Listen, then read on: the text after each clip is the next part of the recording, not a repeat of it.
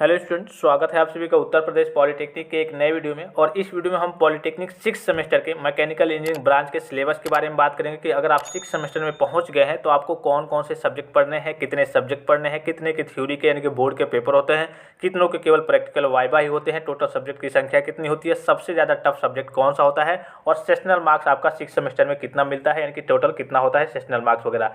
इसके अलावा अगर आपको बुक PDF वगैरह चाहिए या फिर कहिए कि अन्य आपको BTP से लेटेस्ट अपडेट्स वगैरह चाहिए या फिर अन्य आपके प्रीवियस ईयर के या इसके कहिए कि जितने आपके 6 सेमेस्टर में सब्जेक्ट है उसके प्रीवियस ईयर के ओरिजिनल बोर्ड पेपर के PDF चाहिए, तो ये सारी चीज़ें आपको Uttar Pradesh polytechnic Telegram channel से मिल जाएगी, जिसका डायरेक्ट लिंक मैं आपको वीडियो के डिस्क्रिप्शन बॉक्स में दे रहा हूँ, या फिर आप डायरेक्टली जाकर के सर्च करेंगे टेलीग्राम चैनल पे कि उत्तर प्रदेश पॉलिटेक्निक, तो वहाँ पे टेलीग्राम चैनल आ जाएगा, वहाँ से आपको ज्वाइन करके सारी चीज़ों को प्राप्त कर लेना है। तो हम एक एक करके बात करेंगे, चाहे आपका मैकेनिकल इंजीनियरिंग प्रोडक्शन ब्रांच हो, चाहे ऑटोमोबाइल हो, चाहे RSC हो, चाहे कैड हो, चाहे रिपेयर एंड मेंटेनेंस हो। आपको मालूम है कि मैकेनिकल इंजीनियरिंग के अंतर्गत भी कई सारे ट्रेड आते हैं, production, automobile, CAD, RSC, repair and maintenance, तो सभी के लिए कॉमन सब्जेक्ट है, समान सब्जेक्ट है। एक सब्जेक्ट का डिफरेंस होता है तो अभी आपको नीचे मालूम चल जाएगा, ठीक है। तो सबसे पहला जो आपका सब्जेक्ट रहने वाला है यहाँ पे दिख रहा होगा आपको, इससे कोई मतलब नहीं होता स्टडी स्कीम से आपको।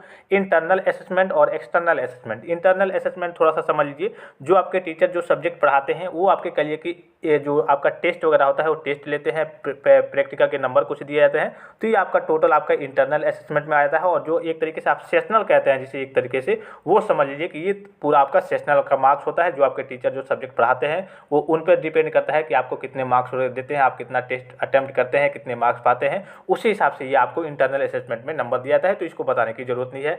एक्सटर्नल असेसमेंट की बात करें तो जो आपका बोर्ड का पेपर होता है और प्रैक्टिकल वाइवा होता है वो कितने मार्क्स का होता है, कितने समय का होता है, ठीक है, इसके बारे में बात करेंगे। तो सबसे पहले आपका है इंडस्ट्रियल इंजीनियरिंग सब्जेक्ट है और इसका आपका बोर्ड का पेपर 50 नंबर का होगा। यहाँ पे आपको दिख रहा होगा थ्योरी का पेपर 2.5 घंटे का समय मिलेगा, प्रैक्टिकल 20 नंबर का होगा। टोटल यहाँ पे कितना हो गया, 70 मार्क्स हो गया। और 30 मार्क्स यहाँ पे इंटरनल असेसमेंट में जो आपके कहिए कि सेशनल के मार्क्स होते हैं, टोटल आपका यहाँ पे इसका 100 मार्क्स का हो जाएगा, ठीक है। ये जो आपका सब्जेक्ट है काफ़ी ईजी सा सब्जेक्ट है। इंडस्ट्री से रिलेटेड जो भी सारी चीज़ें होती हैं, इंडस्ट्री में जो ग्राफ बनाए जाते हैं, फिर इंडस्ट्री से रिलेटेड जितनी भी सारी चीज़ें होती हैं उसी के बारे में पढ़ना होता है। थ्योरेटिकल आपका पूरा सब्जेक्ट है।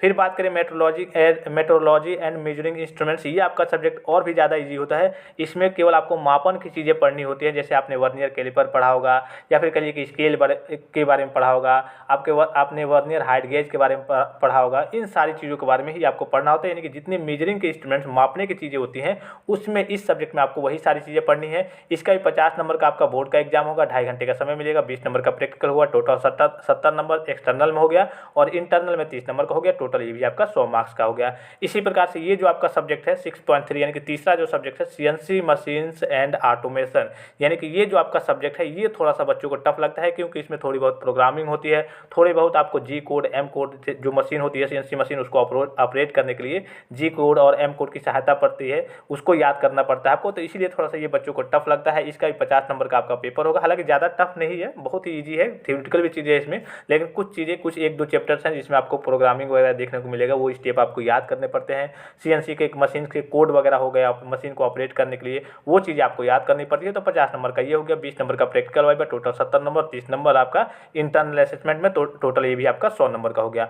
अब यहाँ एक चीज़ देखिए, यहाँ पे आपको चौथा सब्जेक्ट जो दिख रहा होगा, तो ये आपके ब्रांच के ट्रेड के अकॉर्डिंग, जैसे आपका मैकेनिकल इंजीनियरिंग ऑटोमोबाइल ब्रांच है तो आपको कौन सा सब्जेक्ट पढ़ना है, ऑटोमोबाइल मेंटेनेंस सब्जेक्ट पढ़ना है, automobile maintenance servicing and repair subject पढ़ना है। अगर आपका मैकेनिकल इंजीनियरिंग कैड ब्रांच है तो आपको कंप्यूटर आइडेड डिजाइन पढ़ना है। अगर आपका मैकेनिकल इंजीनियरिंग प्रोडक्शन ब्रांच है, यहाँ पे दिख रहा होगा फॉर प्रोडक्शन, तो आपको टूल इंजीनियरिंग सब्जेक्ट पढ़ना है। और टूल इंजीनियरिंग में केवल आपको टूल के बारे में, जैसे आपने लेथ मशीन पे वर्क किया होगा तो लेथ मशीन में जो औजार यानी कि जो टूल लगा रहता है, ठीक है, तो वो किसका बना होता है, कैसे होता है, ठीक है, उसकी साइज क्या होती है, उन सारी चीज़ों का, जितनी टूल होती हैं उन टूल्स के बारे में आपको पढ़ना होता है, चाहे सिंगल पॉइंट कटिंग टूल हो, चाहे मल्टी पॉइंट कटिंग टूल हो, उन सारी चीज़ों के बारे में आपको टूल इंजीनियरिंग में पढ़ना होता है। काफ़ी सिंपल सा सब्जेक्ट है, काफ़ी थ्योरेटिकल सब्जेक्ट है, इसमें भी आपको कुछ ज़्यादा रटने वगैरह की या फिर फार्मूले की जरूरत नहीं पड़ती है।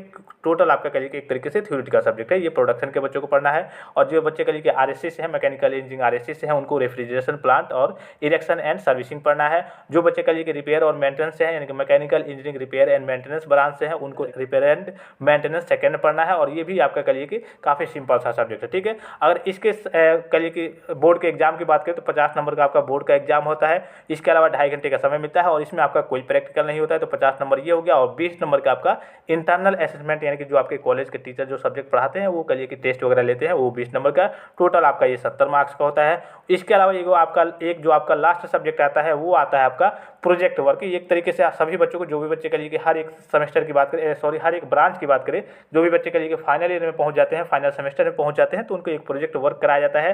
प्रोजेक्ट दिया जाता है कि हाँ इस पर आप चीज़ें बनाइए, ये चीज़ें बनाइए। चूँकि आप टेक्निकल लाइन के बच्चे हैं तो एक आपको प्रोजेक्ट मिलता है। तो ये आपका इंटरनल में 40 नंबर का होता है, जो आपके टीचर जो पढ़ाएंगे वो अपने हिसाब से देंगे। जो चीज़ आप बनाएंगे, जो चीज़ आप मैनेज करेंगे, रेगुलर आपका अटेंडेंस वगैरह रहेगा, तो उस पर 40 नंबर हो जाएगा। और 60 नंबर का आपका एक्सटर्नल असेसमेंट होता है, यानी कि आप क्या प्रोजेक्ट बना रहे हैं, सही से बनाया है या फिर नहीं। आपने कभी कभी रिपेयर और मेंटेनेंस का काम मिल जाता है कि जितने आपके कॉलेज में मशीनें हैं उसको सही कीजिए। जो भी टीचर वगैरह होंगे, जिस टाइप के वर्क देंगे बनाने के लिए, जिस टाइप के प्रोजेक्ट देंगे वो आपको कंप्लीट करना होता है। और ये आपका 40 नंबर का इंटरनल में होता है, 60 नंबर का एक्सटर्नल में होता है। टोटल ये आपका 100 नंबर का हो गया।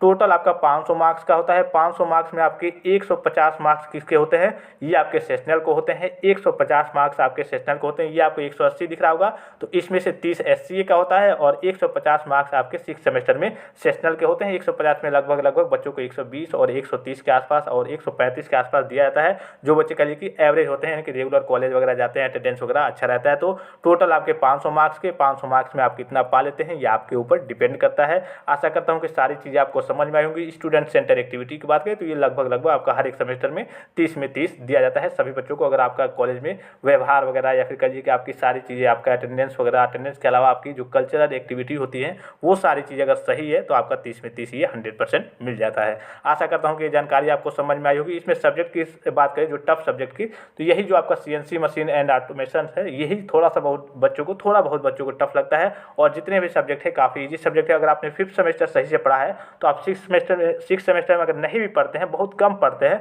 तब भी आप आराम से पास कर ले जाएंगे, कोई दिक्कत की बात नहीं है। बस इस सब्जेक्ट पे थोड़ा सा आपको फोकस करना है। बुक के PDF के लिए या फिर previous year original board paper के PDF के लिए आप टेलीग्राम चैनल, यानी कि Uttar Pradesh polytechnic Telegram channel को ज्वाइन कर सकते हैं। वहाँ से आपको सारे PDF अवेलेबल मिल जाएंगे, उसको आपको डाउनलोड करना है। और भी कोई जानकारी चाहिए तो आप कमेंट करके पूछ सकते हैं। फिलहाल इस वीडियो में इतना ही, इजाज़त दीजिए। धन्यवाद, थैंक्स फॉर वॉचिंग। मिलते हैं नेक्स्ट वीडियो में।